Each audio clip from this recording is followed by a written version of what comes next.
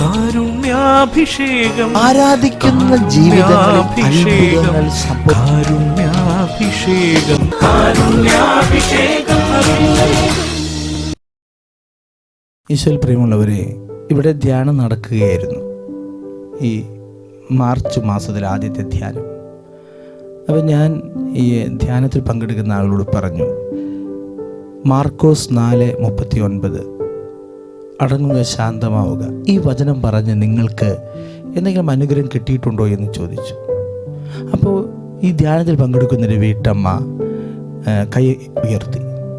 അപ്പം ഞാൻ ചോദിച്ചു, എന്ത് അനുഗ്രഹമാണ് അമ്മച്ചിക്ക് ലഭിച്ചിട്ടുള്ളത്? അമ്മച്ചി പറഞ്ഞു, അച്ഛാ, എൻ്റെ ഭർത്താവ് 40 വർഷമായി മദ്യപാനിയാണ്, പുകവലിയാണ്. ഈ വചനം ഞാൻ പറഞ്ഞു, മാർക്കോസ് 4:39, എൻ്റെ ഭർത്താവിൻ്റെ പേര് പറഞ്ഞ് അടങ്ങുക, ശാന്തമാവുക. ഇത് പറഞ്ഞ് എൻ്റെ ഭർത്താവ് ഈ 40 വർഷം പിന്നിട്ട മദ്യപാനവും പുകവലിയും മാറ്റി. എന്തുകൊണ്ടാണ് ഈ ഒറ്റ വചനം പറഞ്ഞ് പ്രാർത്ഥിച്ചപ്പോൾ ഇത്രമാത്രം ഈ ഒരു തിന്മയുടെ ബന്ധനത്തിൽ നിന്ന് ഈ മകൻ രക്ഷപ്പെട്ടത്? അതിന് കാരണമുണ്ട്. ജെറമിയായുടെ പുസ്തകം 5-ാം അധ്യായം 14-ാമത്തെ തിരുവചനത്തിൽ പറയുകയാണ്, എൻ്റെ വചനം നിന്റെ നാവിൽ ഞാൻ അഗ്നിയാക്കും, അവരെ വിറകാക്കും, അഗ്നി അവരെ വീഴും. യേശുവിൽ പ്രിയമുള്ളവരെ, നാം ദൈവത്തിൻ്റെ വചനം നാം ഉരുവിടുമ്പോൾ, പ്രാർത്ഥിക്കുമ്പോൾ, പരിശുദ്ധാത്മാവിനാൽ എഴുതപ്പെട്ട വചനമാണ്. ദൈവം സംസാരിക്കുകയാണ്. അപ്പം എൻ്റെ അധരത്തിലൂടെ ദൈവം സംസാരിക്കാൻ തുടങ്ങുകയാണ്. എൻ്റെ അധരത്തിലൂടെ ഞാൻ ഈ വചനം പറയുമ്പോൾ ദൈവം എന്താണ് ഉദ്ദേശിച്ചത്, ആ ഒരു ലക്ഷ്യം ഇവിടെ നിറവേറ്റപ്പെടുകയാണ്. അപ്പം നാം ദൈവത്തിനോട് പ്രാർത്ഥിക്കുന്നു, ദൈവം നമ്മുടെ സങ്കടം മനസ്സിലാക്കുന്നു, ദൈവം നമ്മുടെ ദുഃഖം തിരിച്ചറിയുന്നു, നമ്മുടെ ആവശ്യം തിരിച്ചറിഞ്ഞ് നമ്മൾ എന്തിനു വേണ്ടി പ്രാർത്ഥിക്കുന്നു, ആ ഒരു ലക്ഷ്യത്തിലേക്ക് ഈ വചനം കടന്നു പ്രവർത്തിക്കുകയാണ്, ചെല്ലുകയാണ്.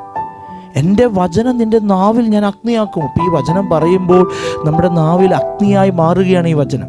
നമ്മൾ എന്തിനു വേണ്ടിയാണോ പ്രാർത്ഥിക്കുന്നത്, ജീവിത പങ്കാളിയുടെ മദ്യപാനം എന്ന ആ ദുശീലം മാറാൻ വേണ്ടി പ്രാർത്ഥിക്കുമ്പോൾ ആ ദുശീലം വിറകായി മാറുകയാണ്. എൻ്റെ ഈ വചനം അഗ്നിയും എൻ്റെ ജീവിത പങ്കാളിയുടെ മദ്യപാനം ഒരു വിറകായി മാറുമ്പോൾ ഈ അഗ്നിയിൽ ആ വിറക് കത്തി നശിക്കുമെന്നുള്ളതാണ്.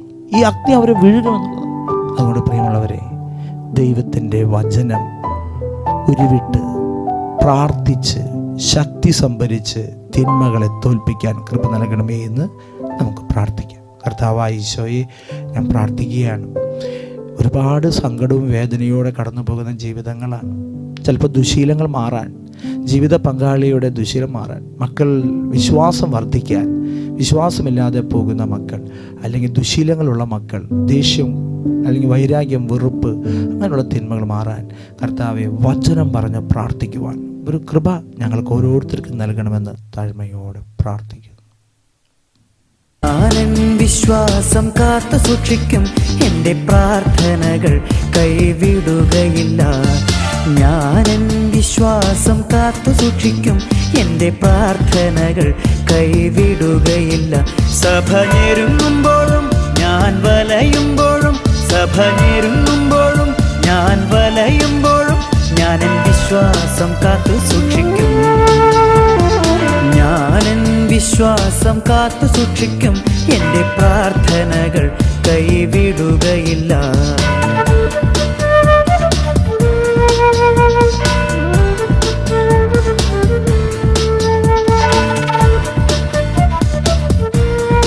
പരിശുദ്ധ പരമദിവ്യകാരുണ്യത്തിന് നേരം ആരാധനയും സ്തുതിയും പുകഴ്ചയും ഉണ്ടായിരിക്കട്ടെ. പരിശുദ്ധ പരമദിവ്യകാരുണ്യത്തിന് നേരം ആരാധനയും സ്തുതിയും പുകഴ്ചയും ഉണ്ടായിരിക്കട്ടെ. പരിശുദ്ധ പരമദിവ്യകാരുണ്യത്തിന് നേരം ആരാധനയും സ്തുതിയും പുകഴ്ചയും ഉണ്ടായിരിക്കട്ടെ.